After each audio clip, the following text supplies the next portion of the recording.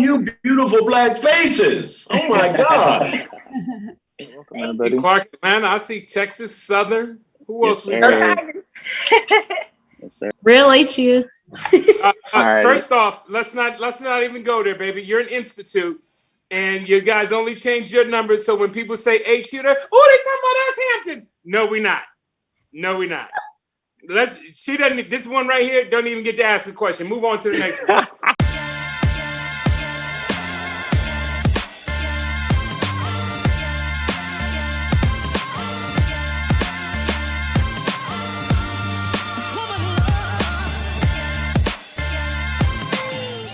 Hello, Mr. Fishburne. I'm Kayla Grant from the great state of New York. Grant from the great state of New York. Nice to meet you. Nice to meet you too. My question is actually about Oldish. So they announced that it was going to be the third spinoff in the whole series. So I just wanted to know if you can share some general and like major overarching themes that are going to be in Oldish. Well, let me see. We are committed to doing a series, Oldish, featuring myself and Jennifer Lewis as Pops and Ruby. Obviously, we will be dealing with love after a certain age. We will be dealing with, the second chance at love. We will be dealing with, issues around people over, let's say, 60 years old. So health concerns, mental health issues, physical issues, sexual, social.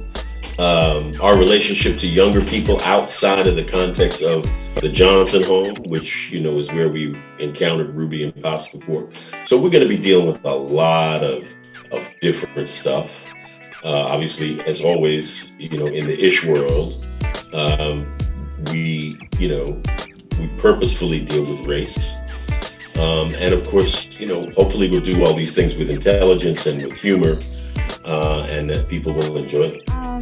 You guys aired the election episode about a couple weeks ago. It was a beautiful episode, by the way. With early voting finally beginning underway, and cities are seeing a bigger increase in wait times, what do you say to someone who doesn't believe that their vote makes a change? I can only say I know from personal experience how you feel. I felt that way when I was a young person in the United States and became my first time to vote.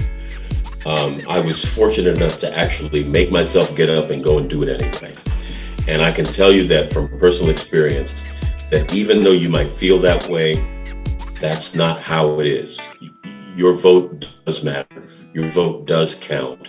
It's important that you do it because primarily there are countless numbers of people who made huge sacrifices and who worked very hard so that people like us could vote in this country. And so out of honor and respect for them, I would urge you and encourage you to go ahead and vote anyway, even if you don't think that your vote counts or matters. It really does.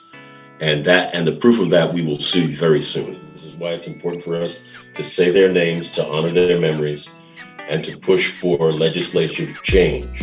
This is why those of you who feel like their vote doesn't count, your vote does count. This is how we create change within the system. Malcolm X said it, the most powerful tool that the Black person has in America is their power, the power of the ballot. So we really, really owe it to everybody that came before us and everybody that's coming, the generation after yours, to exercise our right to vote and get to the ballot. Since you guys are young activists, why do you guys think it's important for you to use your platform to support different movements like Black Lives Matter? We want to make sure that everyone uses their voices in the right way. And also, especially for me, because there's not a lot of kids who use their platform because they think it's it's all happy stuff, you gotta come on my page, you gotta get away from that. But we really have to use our voices for the next generation. So I think it's very important because, a lot of grown people are like, man, these kids and they phones, they will always be like that. So we really want to use our platforms for the greater good and to show that we are just as strongly in this as all the other generations are? For me, almost the same exact thing. I want to be able to make sure that our message is specifically, I know my message, I want to be able to get out to not just everyone, but especially young people, even people who aren't even able to vote yet, because I know that if they take it as seriously as people who are already able to vote, then it's gonna get so much better. With the album that I just came out with, it's kind of the message, the same thing that I said. Just getting out to young people, getting that message out, knowing that whatever happens, like Marsai said, we're going to be the ones that are going to be in charge, and we all want to make sure that we all have a good head on our shoulders, and knowing that whatever happens, that we're going to be the ones that are going to be in control. Since the start of Blackish, y'all have tackled so many issues that have really hit home for the Black community. Were there any moments in this season that were personally challenging for you to work through on set? I wouldn't say difficult to work through. I feel like a lot of the things that we've talked about on the show have really had a personal impact on me, because being able to share these stories with the world and amplify our voices to an extreme level has been what it's been about since day one. And I think one of the most important things that we talk about this season is our protest episode, which we did one a couple of years ago, but this one we really went into the generational gap between the ways that we protest and what it means to protest and get out there and make sure that you're making your voice heard, because it's just like, there are multiple ways to go about that. There's like being on the front lines, there's holding up a sign, there's marching, there's forcing change. Voting is a form of protest that I feel like a lot of people, it's very, very hot topic right now, but people don't think of it as protesting, but it's the most important and powerful tool that we have to create change and really force our lawmakers to make decisions based off of how we think.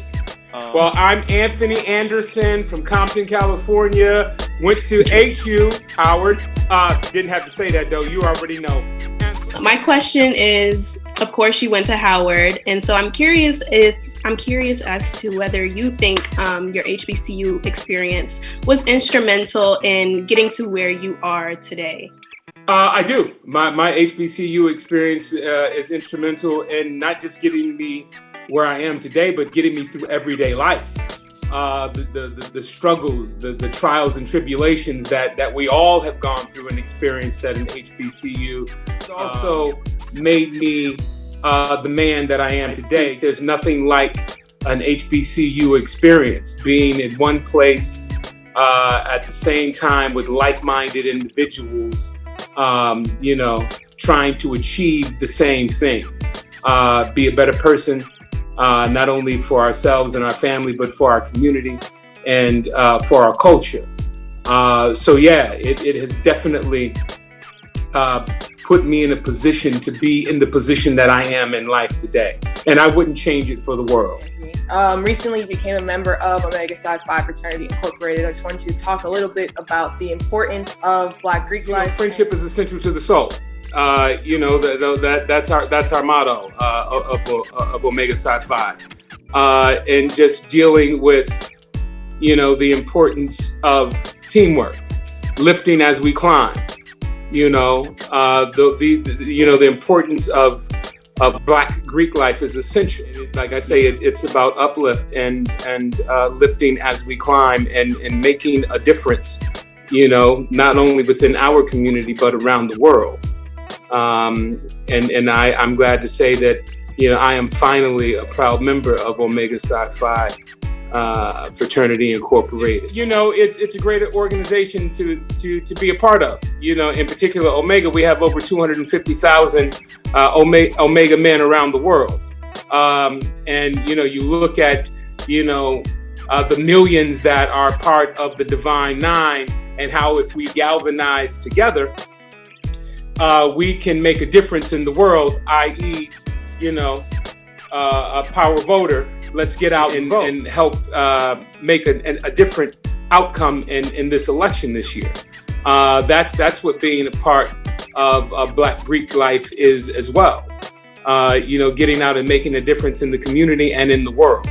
Now, if we can combine whatever your political views are, they are what they are. But if we galvanize each other and get out and vote, not only on the national level, but on the local levels, for our district attorneys, for our judges, you know, for our mayors, for our congressmen and congresswomen, for our senators, and not just wait to vote for every 4 years on a national election. You will see things change within your community, because you are directly affecting your community by putting whoever you're going to put in office. You know, you want to deal with police reform, well, then you get out and you vote for the next police chief. You know, we have to get out and do those things. We have to be cognizant of what's going on within our community and not forget about that. You know, that's a part of Black Greek life. It's not just about hopping and parties and homecoming and all that. Yeah, that's great. But what is the greater good? What is the bigger picture for all of that? You know, that's a part of it. But, you know, now the work begins. At the 2020 Emmys, you said, I'm still rooting for everybody Black because of Black stories, Black performances, and Black lives matter.